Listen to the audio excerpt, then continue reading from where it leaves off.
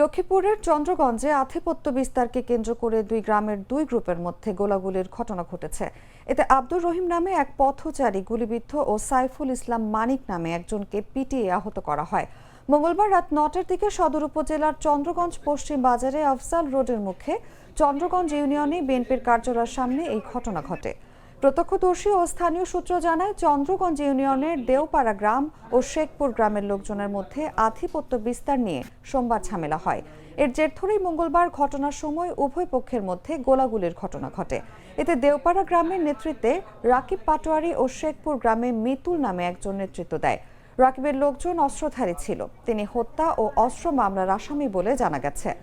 ঘটনার সময় আব্দুর রহিম নামের এক পথচারীর বাম পায়ে গুলিবিদ্ধ হয় এবং মানিককে এলো পাতারি চেইন দিয়ে পিটিয়ে আহত করা হয়।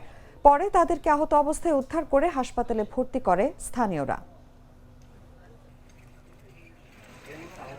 মেয়ের সামনে গেছি কিছু টাকা পাবো গাছের আইটার সময় আড়ি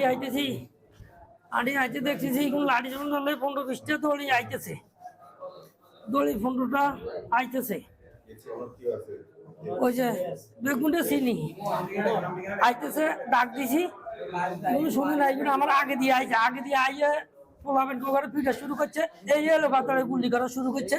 আমি খাড়াই দিছি, আমি বলছি পয়সা আমার থাকে, আমি খেয়াল করি না, আমি দড়ি এক সাইড দিয়ে যাইতে বলেছি, আইতে পারি না, নিচ দিকে নিচে রক্ত টিভি ধরে বয়ে দিছি।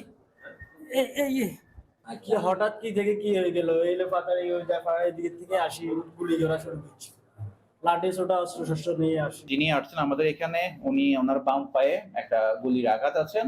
ওনাকে আমরা প্রাথমিক চিকিৎসা দিয়ে আমরা নোয়াখালী মেডিকেল কলেজে আমরা রেফার করেছি। আরেকজন আছে মানিক, 19 বছর, ওনাকে আমরা ভর্তি দিব এবং ভর্তি দিয়ে অবজারভেশন রাখবো। গ্লিটারের টুইন লেমন ও অ্যান্টিব্যাকটেরিয়াল ফর্মুলা বাসনকে চকচকে জীবাণুমুক্ত করে আমাদের দেয় গ্লিটার গ্যারান্টি।